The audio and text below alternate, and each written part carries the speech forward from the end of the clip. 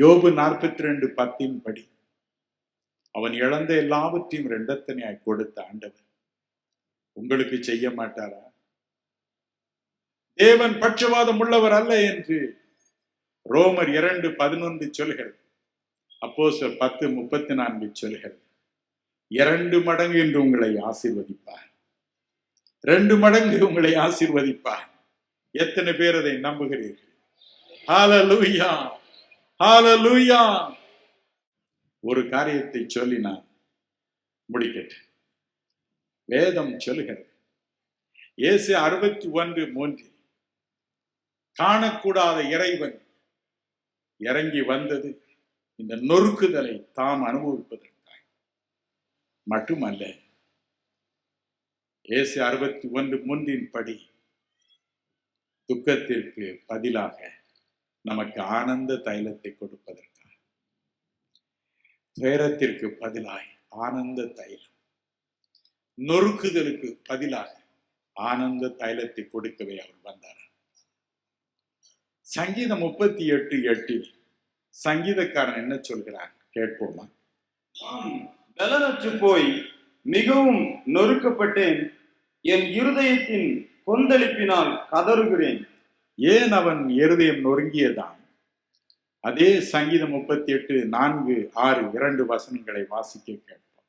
என் அக்கிரமங்கள் என் தலைக்கு மேலாக பெருகிற்று, அவைகள் பார சுமை போல என்னால் தாங்கக்கூடாத பாரமாயிற்று. நான் வேதனைப்பட்டு ஒடுங்கினேன், நாள் முழுவதும் துக்கப்பட்டு திரிகிறேன். நாள் முழுதும் துக்கப்பட்டு திரிகிறேன். நொறுங்குதல். அவன் சொல்கிறான், நான் செய்த பாவங்கள் தலைக்கு மேல் பெரிய பாரச்சுமைய ஒன்றன் மீது ஒன்றாக சுமந்திருக்கிறது. எனவே நாள் முழுவதும் நான் அழுது கொண்டே தெரிகிறேன், புலம்பிக் கொண்டே தெரிகிறேன் என்று சொல்கிறார். தேவன் அதை பார்த்தார். இந்த நொறுக்குதலுக்கும் ஒரு முடிவு உண்டாக்க வேண்டும் என்று சொன்னார். அவர் என்ன செய்தாரா? 1 பேதுரு 2:24 வாசிக்க கேட்போமா? நாம் பாவங்களுக்கு செத்து நீதிக்கு பிழைத்திருக்கும்படிக்கு அவர் தாமே தமது சரீரத்திலே நம்முடைய பாவங்களை சிலுவையின் மேல் சுமந்தார், அவருடைய தழும்புகளால் குணமானீர்கள். இயேசு கிறிஸ்து சிலுவையில் நம் ஒவ்வொருவருடைய பாவங்களை, அக்கிரமங்களை, மீறுதல்களை தாமே சுமந்தார். யாரும் அவரை சுமக்க சொல்லவில்லை. இயேசு 53:12 வசனத்தை பாருங்கள். அவர் தாமே நம்முடைய பாவங்களை சுமந்தார்.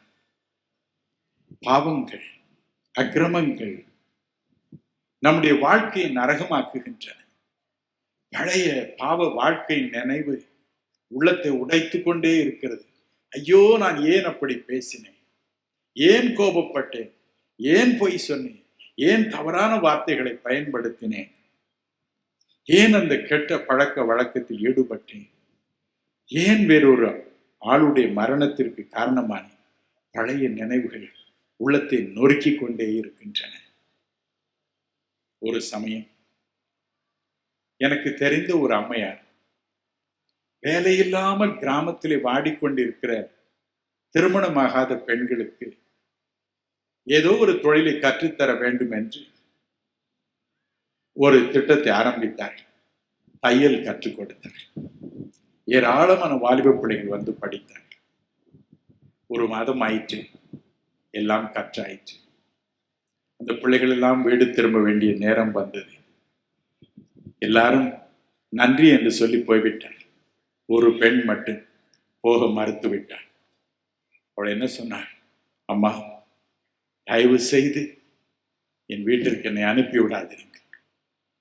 நான் ஒரு ஏழை, வீட்டில் யாருக்கும் ஒரு வருமானமும் கிடையாது.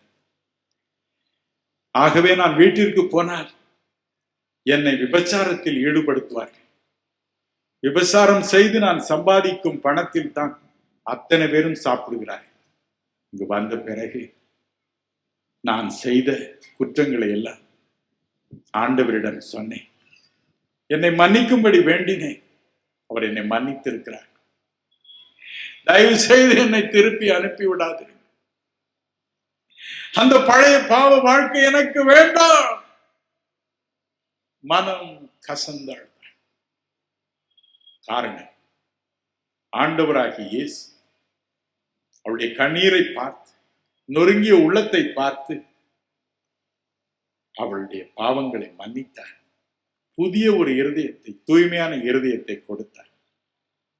சங்கீதம் 51:12 சொல்கிறது, பாவத்திலிருந்து மீட்கப்பட்டதினால் ஒரு மகிழ்ச்சியின் அனுபவத்தை கொடுத்தார். ரட்சண்யத்தின் சந்தோஷத்தை கொடுத்தார். எனவே அந்த சந்தோஷத்தை இழக்க அவளுக்கு இஷ்டமில்லை. எனக்கு அந்த பழைய வாழ்க்கை வேண்டாம், நான் இந்த ரட்சிப்பின் சந்தோஷத்தை இழக்க விரும்பவில்லை என்று சொன்னார். பாவத்தினால் வந்த நொறுக்குதல் மறைந்தது. 2 ஆண்டுகளுக்கு முன்பதாக அமெரிக்க ஐக்கிய நாட்டில் மிஸ் டக்கர் என்ற ஒரு பெண்ணுக்கு மரண தண்டனை விதிக்கப்பட்டது. 2 பேரை கொன்றதற்காக சிறையில் வாடினாள். 10 ஆண்டுகள் தன் உயிருக்காக கோர்ட்டில் போராடினாள். மரணத்தை கண்டு பயம்.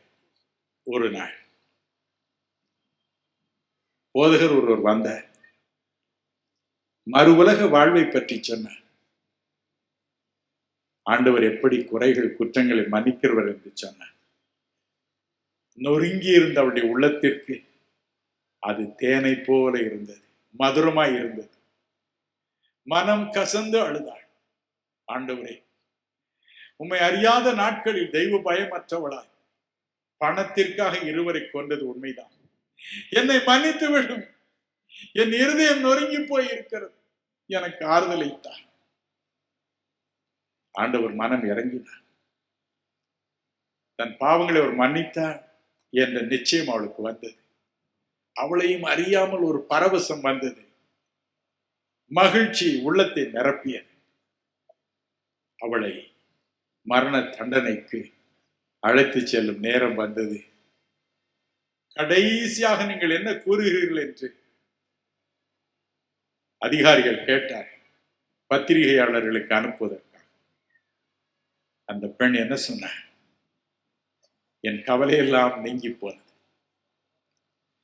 என்னுடைய ஒரே ஒரு வாஞ்சை இப்பொழுது, நான் எப்பொழுது மோட்சம் செல்வேன். எனக்கு இந்த புதிய இன்பத்தை கொடுத்து பாவ நொறுக்குதலை என்னை விட்டு அகற்றிய அவரை எப்பொழுது பார்த்து பரவசம் அடையலாம் என்றே எனக்கு தோன்றுகிறது ஐயா.